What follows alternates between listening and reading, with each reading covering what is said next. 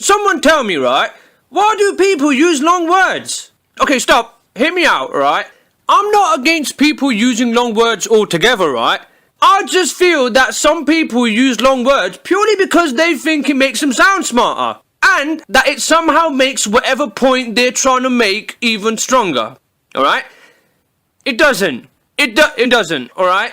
I bet you people do it in your life as well. Especially at work. But you just haven't noticed. At times, rather than just saying something like, oh, it's the same thing, people will choose to say something like, oh, it's synonymous instead. Oh, look at me, I used a big word. Someone comment on how intelligent I am. If you think that the only way to sound smart is to simply say big words, then let Ernest Hemingway put you in your place. You know, just be on the lookout for it and I bet you'll see it, right? But I need to give you an example, so have a listen. It's supercalifragilisticexpialidocious. I'm sat on my laptop and I'm reading some random article on Daily Mail, right? Okay, fine. Alright, I admit it, right? I read Daily Mail. Don't judge me for this, okay?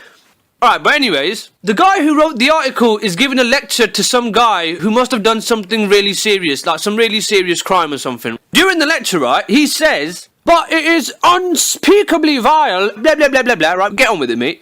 Based on nothing more than hearsay, ill-informed suspicion, and an inchoate sense of outrage at harm done to someone else.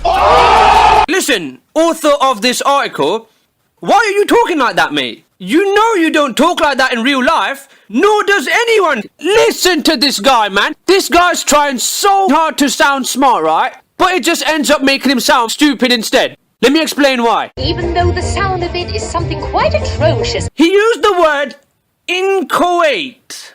Inchoate. What does inchoate mean? I would have presumed that a newspaper columnist would already know this, right? But if you're saying or writing something, you obviously want people to hear your message. So you have to make sure that people can understand you. Because of this, big words, if anything, right, are the last thing you would want to use because not everyone knows them. You're trying to make a point and mid-sentence you choose a word that no one besides yourself has heard of. If you're going to say words like inchoate halfway through your sentence, then don't be surprised if your message goes over people's heads. If you say it loud enough, you'll always sound precocious. And, might I add, as if using the word inchoate wasn't bad enough already, right? This is an article on the Daily Mail. And that's the audience you're trying to sound smart to, is it? Pick your audience. We can just about read. Given that you're trying to make a solid point for as many people as possible to understand and take that message away, you might want to try using words that people know what they mean. Let me paint a scenario for you. Unlike those adverts you've all seen, right? Say that I actually found a way to get shredded in 3 weeks, right? Say I was explaining how to do so and I said, alright there guys, do you want to get shredded in 3 weeks? Well, all you have to do is crystallize some dimethyltryptamine, kind of like ayahuasca, and smoke that until you pass out. When you wake up, you'll be a new man.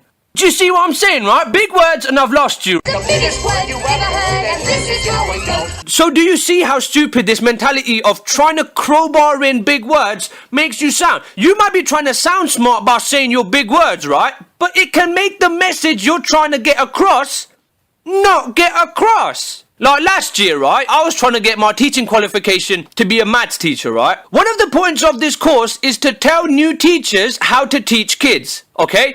One of the ways they do this is by getting us to read academic papers which have made some sort of potential breakthrough on some aspect of how to teach kids. So as far as a trainee teacher like myself was concerned, right, that's important, isn't it? However, the academic papers that we were forced to read were chock-a-block full of the author putting in long words and trying to sound smart at every opportunity that he could. As a direct result of this, I'll read these articles and nothing is going in, right? Now listen, here is a literal example, okay? It's a bit long, but it perfectly proves my point, right? Just have a listen and ask yourself if you'd be able to effectively listen and take in 14 or so pages of this. Competent practitioners usually know more than they can say. They exhibit a kind of knowing in practice, most of which is tacit.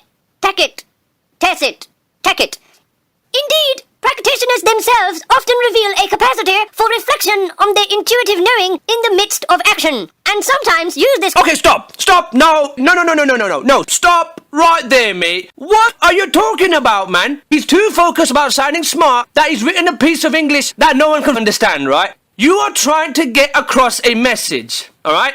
Surely you would only want to speak in layman's terms because absolutely everyone can understand layman's terms. Given that you have such important knowledge that you could be giving out, I have no idea why you would choose to use big or fancy words given that it can make that knowledge inaccessible to others who need it. Do us all a favour, mate. Leave your grandiose sounding poetic prose at home for you and your other culture loving, wine tasting, opera watching mates who appreciate that lame So listen, right? If you yourself go out of the way to use big words because you want to sound smart, right? Stop it. Oh, supercalifragilisticexpialidocious. But listen, there are times where it's needed though, isn't it? Like when you're writing an essay for school or when you're filling out a job application, right? In that situation, you don't want to say, yo, look at this frog, man. It's huge. You want to say, pardon me, could I avert your attention here to this amphibian for a moment? It's rather large, isn't it? Now listen, I'm not completely against big words though. I'm not saying that everyone should just go around using small words and have everyone walking around sounding like, hey yo, shouty, what it do, man? Let me get your number. Yo, I can't understand that guy, right? He's unintelligible. So you should be using words that are bigger or fancier than the words that he's using. However, the words that you do use should not be as big or as fancy as the ones that these idiots use. These lot are idiots using words that only a handful of people on earth know, right? So what's happened as a result of that is that they're now classed in the same group as this f***ing idiot. Good job, guys. It's mental to me that people are more focused with how they sound. Surely you would imagine that the way you sound when you say something is nowhere near as important as the actual thing that you're trying to say itself. But no, people are too worried about sounding smart rather than actually saying something smart.